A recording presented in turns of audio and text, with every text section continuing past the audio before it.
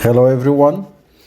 Today I'm going to share with you 4 easy steps and techniques for you to shade your drawings or your sketchings. So I'm going to use pen and charcoal, and throughout the exercise I'm going to share with you and to explain to you what I have done. So in order to start, I have just decided to draw a very random shape, let me put this way, so that I can use, let's say, essentially the same base for the shading process. And then so this one here that you see on the screen is the shape that I have decided to draw before I start shading. So you can do exactly the same when you do your exercise, and then you can do whatever you want so that it makes your life easier when you are practicing. So the first technique is just these diagonal lines. And then as you can see here, I'm trying to keep exactly the same distance between the lines diagonally. And this is the first layer. Yeah, so I call this one layer 1. When I start the second layer, I don't start at the same point because the light is coming from the left to the right. Yeah, top left to the right. So that's why I'm not putting lines on the top left corner. I'm just put slightly down the lines when I'm going for the second layer, like this one you see here. So there is a very light shade, as you can see.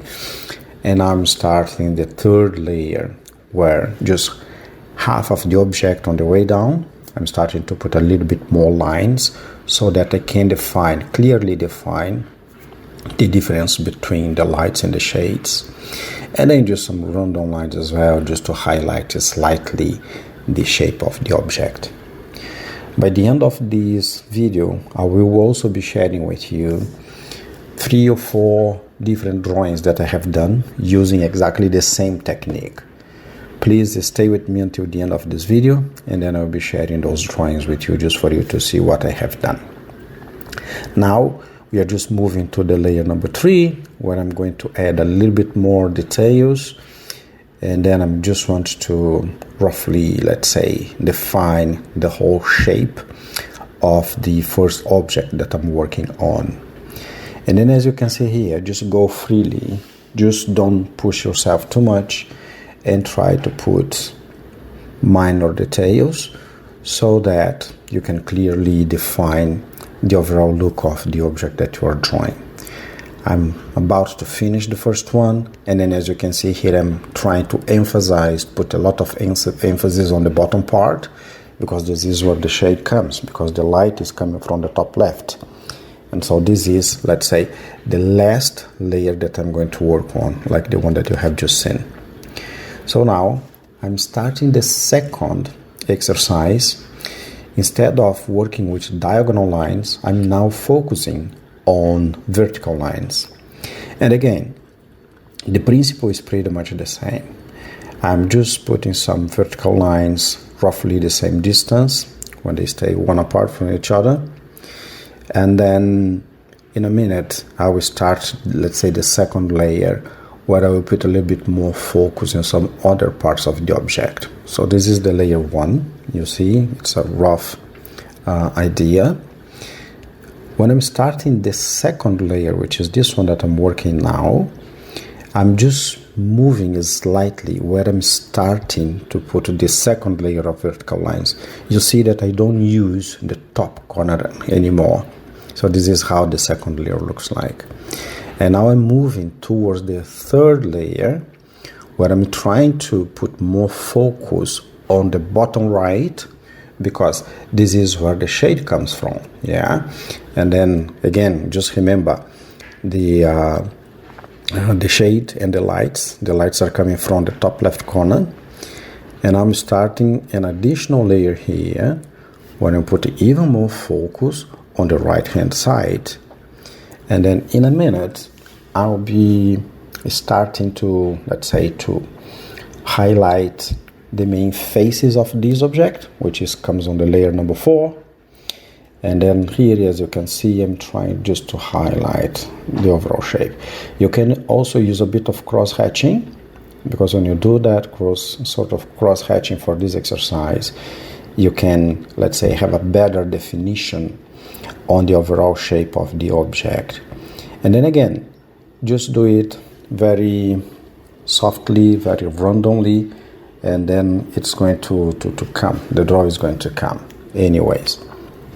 And then let's move on to the third exercise, where now we are going to explore horizontal lines instead. And then, as you can see, the principle is pretty much the same. We have now the layer number 1, and then for the layer number 2, again, I just decided to take part of the object and then I start to move down from there. I'm not putting any additional lines on the top of the object because the light comes from there. This is something that you have to remember. And then I have just finished the second layer, and then there is a minor differentiation between layer number 1 and 2. So now let's focus a bit more on the bottom right. As you can see here, I'm just putting more lines here and there, and then little by little the overall shape of the drawing that I'm doing today is starting to come. So please just make sure that you properly clean your pen, because otherwise you start to get these little dots, as you can see here on the screen, and it doesn't look nice. So take some time to properly clean your pencil or the pen that you are using. It doesn't really matter, but just make sure, because then you can have, let's say, a very clear and soft and clear line, as you can see. So now again, putting a lot of focus on the bottom part, and then you are going to move now for the layer number 4, which is this one. And then for the additional exercise, the last one, I'm going to use charcoal. I quite like to use charcoal as well, because charcoal gives a very finish and nice looking, but it's very challenging to work with charcoal sometimes, because it's so soft that you really need to be careful on how much pressure you put on the paper, because otherwise, for such a exercise like this one, you may start losing, let's say, the differentiation between layer 1 and 2. So now, as you can see here, I'm starting the layer number 2, just moving down slightly, a bit more pressure, movements from the left to the right, from the right to the left. So just trying to identify little by little the overall shape of the object that I'm doing today. And then we just finish. Now we are going for the second layer. And then I'm starting to, again, to put more focus on the bottom right, as you can see here. So just be mindful on how much pressure you apply on the pencil when you are using charcoal, because it's very easy to lose control.